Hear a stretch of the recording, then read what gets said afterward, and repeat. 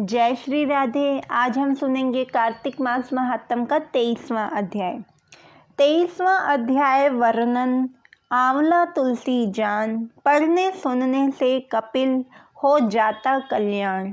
नारद जी ने कहा, हे राजन, इसी कारण से उद्यापन में तुलसी की जड़ में भगवान विष्णु की पूजा की जाती है। तुलसी का मूल प्रदेश भगवान विष्णु को प्रसन्न करने वाला है।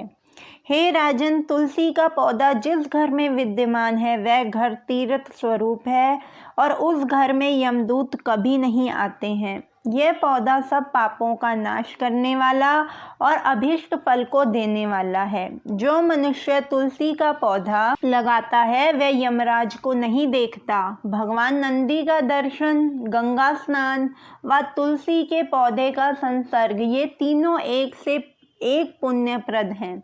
तुलसी को छूने से कामिक, वाचिक, मानसिक आदि संपूर्ण पाप नष्ट हो जाते हैं। जो प्राणी तुलसी के दल से भगवान का पूजन करते हैं वह पुनः गर्भ में नहीं आते और निस्संदेह जीवन मुक्त हो जाते हैं। तुलसी के दल में पुष्कर आदि समस्त तीर्थ, गंगा आदि नदियाँ और विष्णु प्रभृति सब देवता निवास करते हैं। तुलसी के पौधे के पास जो अपना प्राण विसर्जन करता है वह चाहे कितना ही बड़ा पापी क्यों ना हो, उसे यमराज नहीं देख सकते। हे राजन, जो लोग तुलसी के काष्ठ का चंदन लगाते हैं वह सहज में मोक्ष को प्राप्त होते हैं।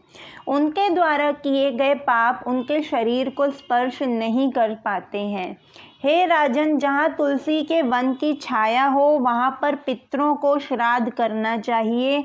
वहाँ पर पितरों के निमित्त दिया हुआ दान हमेशा के लिए अक्षत होता है।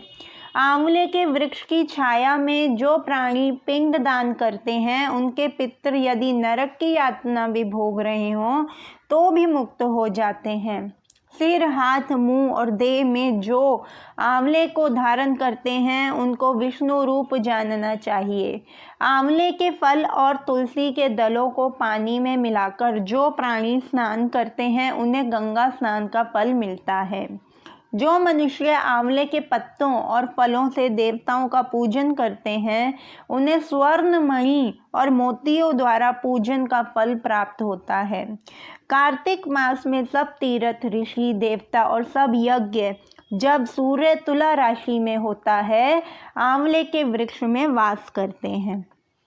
जो मनुष्य द्वादशी तिथि को तुलसी दल और कार्तिक में आंवले का पत्ता तोड़ता है वह रौरव नरक में वास करता है। जो कार्तिक में आंवले की छाया में बैठकर भोजन करता है उसके संसर्ग में सब दोष नष्ट हो जाते हैं। कार्तिक में जो आंवले की जड़ में विष्णु जी का पूजन करता है उसे श्री विष्णु क्षेत्रों के पूजन का फल प्राप्त होता है। आंवले तथा तुलसी की महत्ता का वर्णन करने में तो ब्रह्मा जी भी असमर्थ है।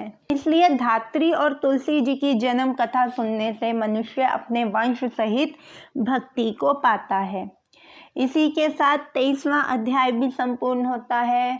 बोलिए लक्ष्मी नारायण भगवान की जय। नमः पार्वती पते हर हर महादेव। जय जय श्री राधे श्याम।